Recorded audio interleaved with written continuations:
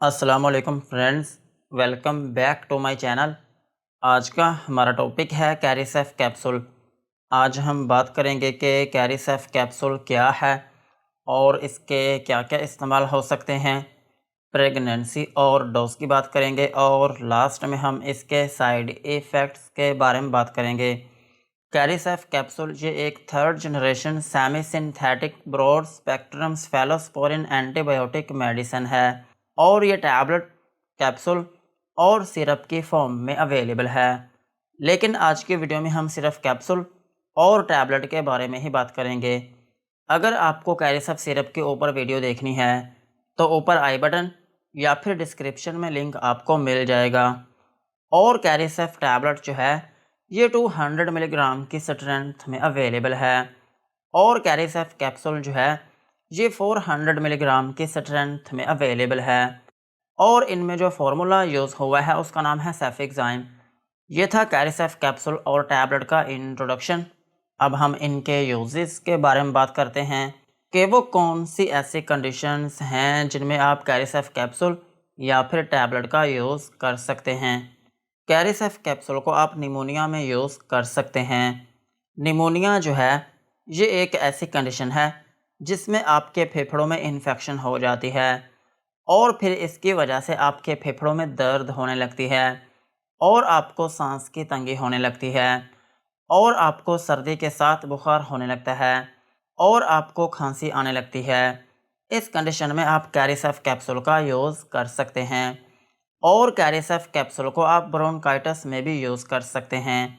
Bronchitis जो है ये भी आपके फेफड़ों की ही एक इन्फेक्शन है, लेकिन इसमें ये होता है कि आपके फेफड़ों में जो नालियाँ होती हैं जिनको हम कहते हैं ब्रोंकियल ट्यूब्स, उनमें इन्फेक्शन हो जाती है जिसकी वजह से आपके फेफड़ों के अंदर स्वेलिंग आना शुरू हो जाती है और फिर इसकी वजह से आपको खांसी आना शुरू हो जाती है और आपकी चेस्ट में पेन होने लगती है।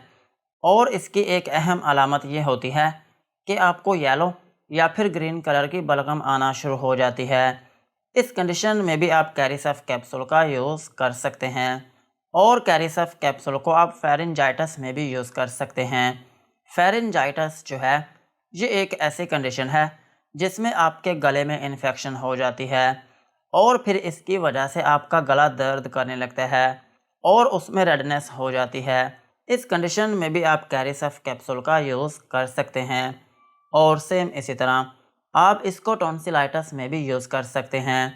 टॉन्सिलाइटिस जो है ये एक ऐसी कंडीशन है जिसमें आपके गले में जो टॉन्सिल्स होते हैं उनमें इन्फेक्शन हो जाती है जिसकी वजह से उनमें स्वेलिंग आना शुरू हो जाती है और फिर इसकी वजह से आपके गले में रेडनेस हो जाती है और आपके गले में दर्द होने लगती है।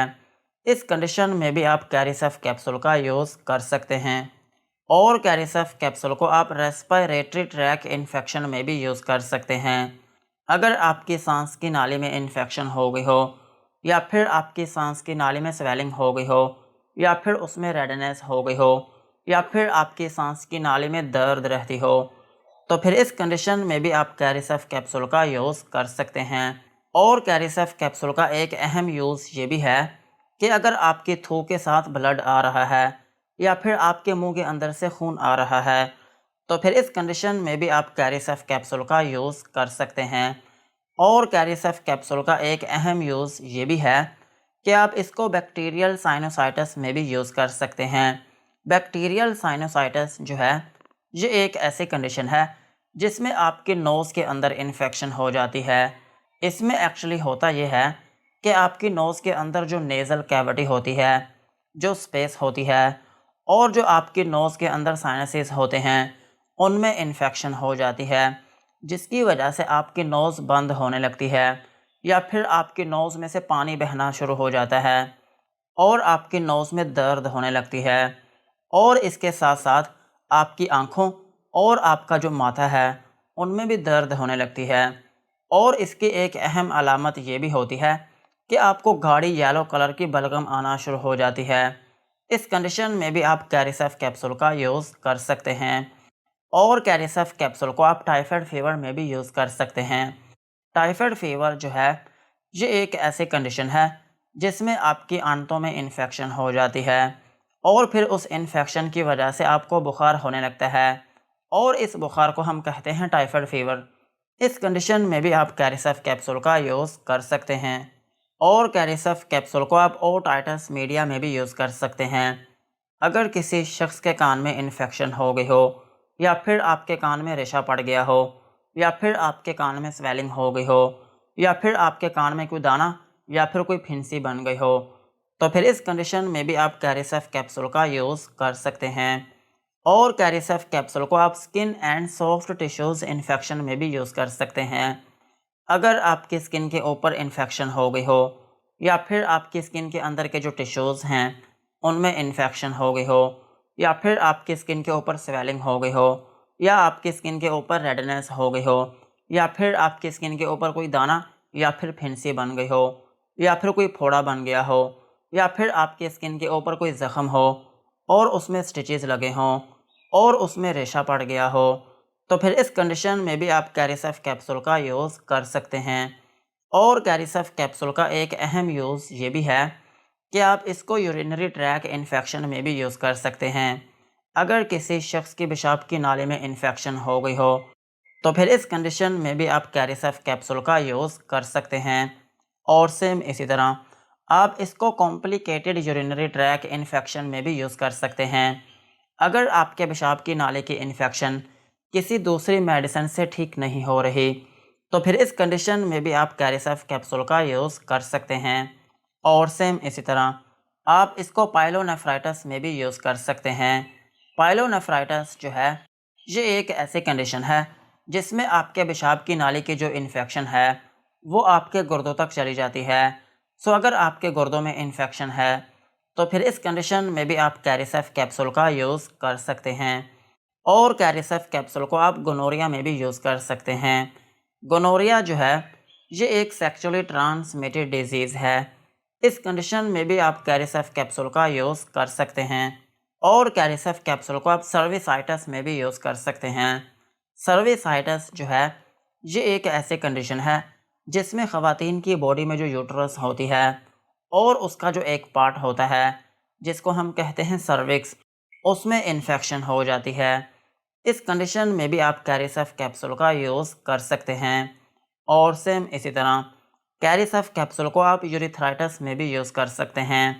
अगर आपके यूरिथ्रा में इन्फेक्शन है तो फिर इस कंडीशन में भी आप कैरिसेफ कैप्सूल का यूज़ कर सकते हैं। और कैरिसेफ कैप्सूल को आप रेक्टम इन्फेक्शन में भी यूज़ कर सकते हैं। रेक्टम जो है ये आपकी बड़ी आंत का एक हिस्सा है। अगर उसमें इन्फेक्शन हो गई हो तो फिर इस कंडीशन में भी आप कैरिसेफ कैप्सूल का यूज़ कर सकते हैं। और कैरिसेफ कैप्सूल जो है आप इसको पेल्विक इन्फ्लामेटरी डिजीज़ में भी यूज़ कर सकते हैं।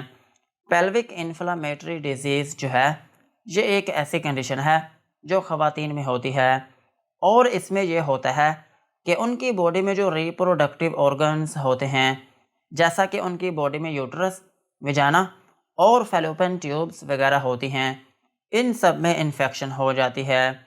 इस कंडीशन में भी आप कैरिसेफ कैप्सूल का यूज़ कर सकते हैं। और कैरिसेफ कैप्सूल को आप सर्जरी में भी यूज़ कर सकते हैं। अगर किसी शख्स का कोई ऑपरेशन हुआ हो तो फिर उस ऑपरेशन के बाद का जो ज़ख़म होता है उसको ठीक करने के लिए भी आप कैरिसेफ कैप्सूल का यूज़ कर सकते हैं। और सेम इसी तरह आप इसको सी सेक्शन में भी यूज़ कर सकते हैं। ख़वातीन की जो डिलीवरी होती है और उसके बाद का जो ज़ख़म होता है उसको ठीक करने के लिए भी आप कैरिसेफ कैप्सूल का यूज़ कर सकते हैं। ओवरऑल अगर हम बात करें तो कैरिसेफ कैप्सूल जो है ये एक ब्रॉड स्पेक्ट्रम एंटीबायोटिक मेडिसिन है। अगर आपकी बॉडी में किसी भी जगह पर बैक्टीरिया की वजह से इन्फेक्शन हो गई हो तो फिर इस कंडीशन में आप कैरिसेफ कैप्सूल का यूज़ कर सकते हैं। यही थे कैरिसेफ कैप्सूल के यूजेस। अब हम इसकी डोज के बारे में बात करते हैं। अगर आपकी एज 18 साल से ज़्यादा है तो फिर आप इसका 400 मिलीग्राम का जो एक कैप्सूल है दिन में एक मरतबा यूज़ कर सकते हैं। और इसकी 200 मिलीग्राम की जो एक टैबलेट है ये टैबलेट आप दिन में 2 मरतबा यूज़ कर सकते हैं। और इस मेडिसिन का जो ड्यूरेशन है वो 5 दिन से लेकर 14 दिन तक होता है, लेकिन कुछ केसेस में आपको लंबे अरसे तक भी यूज़ करवानी पड़ सकती है। और अगर हम बात करें बच्चों की तो बच्चों में यूज़ किया जाता है कैरिसफ सिरप। अगर आपको सिरप के ऊपर वीडियो देखनी है तो ऊपर आई बटन या फिर डिस्क्रिप्शन में लिंक आपको मिल जाएगा। और अगर हम बात करें प्रेगनेंसी की, तो प्रेगनेंसी में ये FDA कैटेगरी बी में फॉल करती है, जिसका मतलब ये है कि ये मेडिसिन प्रेगनेंसी में सेफ़ है। प्रेगनेंसी में अगर इस कैप्सूल या फिर टैबलेट की ज़रूरत पड़ती है तो प्रेगनेंसी में इसको यूज़ किया जा सकता है। और ब्रेस्ट फीडिंग मदर्स जो हैं उनमें भी इस टैबलेट या फिर कैप्सूल को यूज़ किया जा सकता है। यही थी इनकी डोज। अब हम इनके साइड इफ़ेक्ट्स के बारे में बात करते हैं कि अगर आप कैरिसफ कैप्सूल या फिर टैबलेट का यूज़ करते हैं तो आपको क्या क्या नुकसानात हो सकते हैं। कैरिसफ कैप्सूल को यूज़ करने से आपको हाइपर सेंसिटिविटी रिएक्शन हो सकता है, यानी कि आपकी स्किन के ऊपर रैशेस या फिर उसमें एलर्जी हो सकती है। और आपको नोज़िया या फिर वॉमिटिंग हो सकती है, यानी कि आपको उल्टी या फिर मतली आना शुरू हो सकती है। और आपको डायरिया हो सकता है, यानी कि आपको लूज़ मोशन आना शुरू हो सकते हैं। और आपके पेट में दर्द हो सकती है। और आपको डेज़ीनेस हो सकती है, यानी कि आपको थोड़ी बहुत नींद आना शुरू हो सकती है। और अगर आप इसकी ओवरडोज़ लेते हैं तो फिर इसकी वजह से आपके सर में दर्द हो सकती है और आपको चक्कर आना शुरू हो सकते हैं और आपका मुंह खुश्क हो सकता है और आपका स्टमक अपसेट हो सकता है। यही थे कैरिसफ कैप्सूल और टैबलेट के uses, dosages and side effects. आज के वीडियो को यहीं पर ख़त्म करते हैं। वीडियो अच्छी लगी हो तो चैनल को सब्सक्राइब करें एंड बेल आइकन को प्रेस करें।